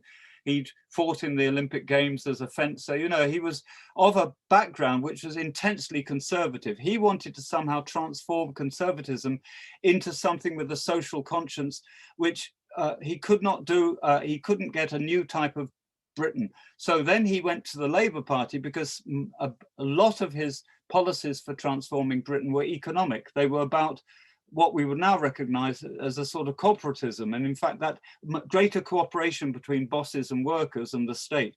And he saw that being experimented on in Italy, and he eventually got very interested in adopting a British form of corporatism. And in fact, the main policy he had for Britain was Britain to become a corporatist state. Yeah, so he desperately tried, because he kept hoping throughout the 1920s that the growing economic crisis, which culminated in the Great Depression and massive unemployment, would create the conditions for Britain to form its own new political system without becoming fascist. But when that didn't work electorally, when the new party didn't get any votes, he'd already become more and more impressed by what was happening in fascist Italy and then in Germany. So he went the whole hog. Initially, his role model was Mussolini, and then it gradually became more and more the role model of Nazi Germany. And in fact, in the course of the early 30s, he became more and more anti-Semitic, and he didn't use overt anti-Semitism. He just kept attacking big capital, but it was a code for anti-Semitism. And certainly his followers were viciously anti-Semitic, some of them, and they chose East London for marches because that was where most of the Jews had settled as refugees from Europe and Nazi Germany. So he became a fully fledged fascist. But the reason he was desperately trying to work through the Conservative and Liberal Party and Labour parties wasn't because he wanted to be prime minister. He wanted the power to change Britain. So it was only a very small step from despairing in the political system to becoming a fascist leader. Does that sort of make sense to you? I don't think his main kind of was, I mean, you don't seem to agree. I mean, I don't think Mosley was primarily interested in power.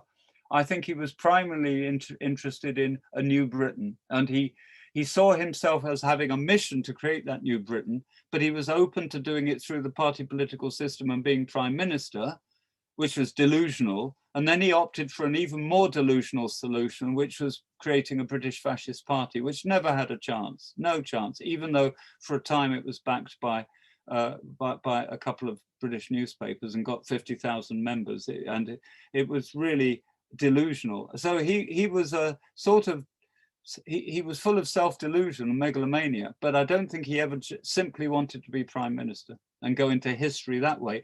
He wanted to go into history having transformed Britain and aligned itself with fascism in Italy. And then I think a big miscalculation with Nazi Germany. Now, what was going on in Germany, even by 1933, 1934, was so horrific in terms of social violence and concentration camps and persecution of Jews and communists that it was really I mean, Italy was relatively benign. It got a bit of empire and made the trains run on time and all that sort of stuff.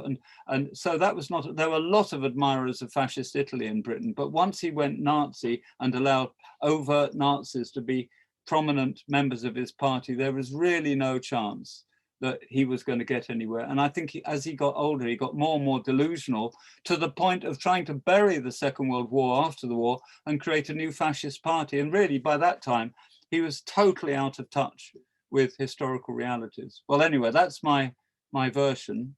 But it's an interesting question. If you'd like to come back on that, do. Yeah, I was just basically curious about that because I was reading his biography, My Life. Oh yeah, well, his biography, don't forget, it's by which biography? Because there's one written by his son, which is extremely problematic. And I believe also, it was that version from the 70s, which he wrote before his death. Yeah, but also his autobiography is really interesting because, like everybody, we have limited self-knowledge. And when you've been a fascist in England, you're obviously going to, I mean, everybody does it. President Trump might get somebody to write, he's too stupid to write an autobiography, but he'll probably get somebody to write it for him. Obama's written everybody massages the truth. You know, I'd like to know what Obama really thinks about not closing Guantanamo Bay. We'll probably never know. So I don't believe any political autobiography, and certainly Cameron, the disaster he inflicted on Britain with Brexit, that will never come through in his autobiography. But Mosley's autobiography really does edit out and redact a lot of stuff that we know. But he has bequeathed to fascist students like me a very interesting case study in a national fascism, which is distinctive from its models. It's not entirely Nazi, it's not entirely Italian. And it was very interesting how it wanted to somehow, really did want to create a prosperous, technologically advanced Britain. I mean, it wanted to take the genius of Britain and make it into a powerful industrial nation. And it is a very British form of fascism. And I wish you the best of luck with your studies. Thank you. Okay, thank you, Matej. I think that's it, don't you? Yeah, that's it. My final question. Yeah. This course is attended by students of international relations, political sciences, and security studies. And you've just announced your new book, forthcoming book this year. Could you tell us something in a nutshell, something more about its focus and what it's going to bring into study of violence? Well, I have a big confession to make. There was a time when I was writing, I had to write biographies of myself or biographical sketches. And for about 4 years, I tried to write this major book on identity and the multi-personalities. And I was going to solve all the problems and it was impossible.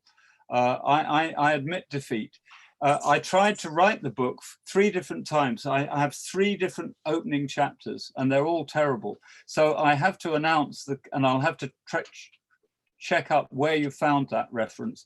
But I have to announce that I'm not going to write that book, and that now I'm retired and 73 years old, I think I will, for the moment, pour my energy into what's called in English dissemination. I'm very happy to talk to your students. I feel quite exhausted trying to do something new. And certainly, I think it's more important to do what I was trying to talk about earlier, get outside academia, try to inject some of my stuff into other forums like counterterrorism experts, NGOs dealing with racism and extremism, de-radicalization of Muslims, etc. I'm far more interested in trying to bring some of my insights into areas where people haven't got time to study these things than to just increase the number of books.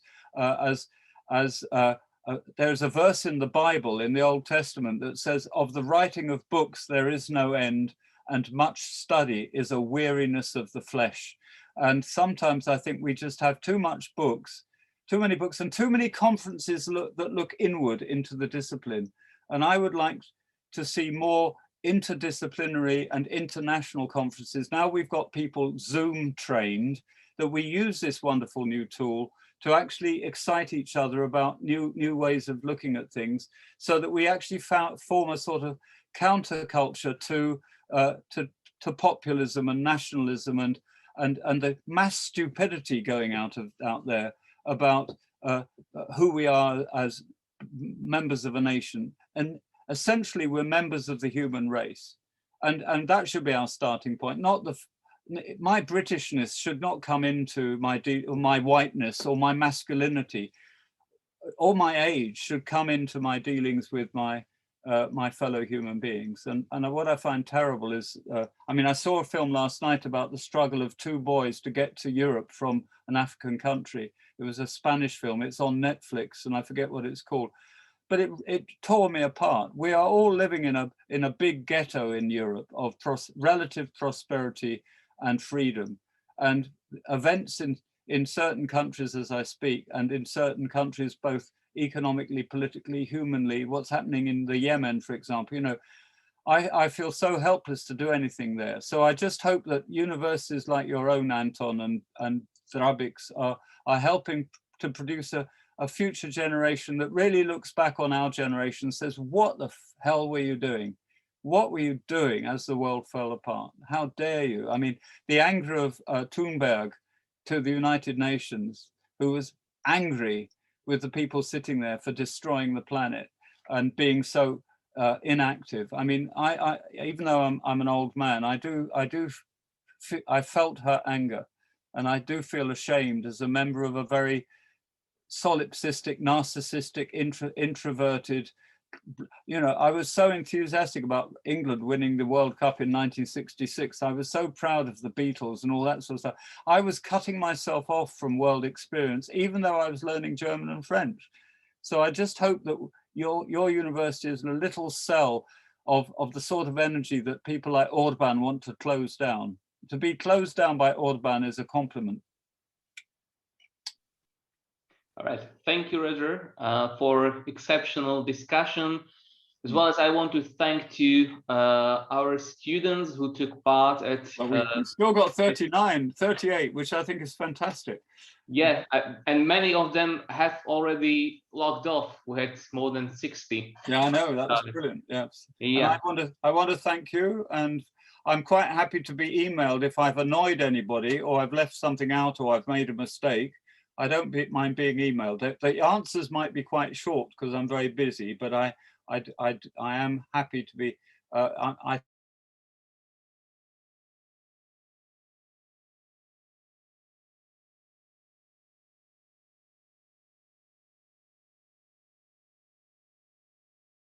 Near future when this pandemic is completely gone. So thank you very much again. In 2 weeks, we are hosting another scholar focusing on fascist studies, our very good colleague Aristotle Kallis from Kiel University. Students, please check your inbox. I'll send you information regarding the course and as well as the invitation, the Zoom invitation for the session, which will be held on 25th March. Roger, you can also join us if you like. Yeah, and can I just say, Aristotle is a brilliant photographer, historian of architecture, and theoretician of fascist studies. He's also written one of the most important books on genocide and fascism ever published. So he's also a wonderfully transcultural human being. He's got, you might guess from his name, which is Aristotle Kallis. He's Greek, and he's mastered several languages, and he's a wonderful example of the new type of academic, which is fortunately coming away from the bad years of the immediate post-war period, when everybody was really incapable of genuine openness to global culture. Thank you very much.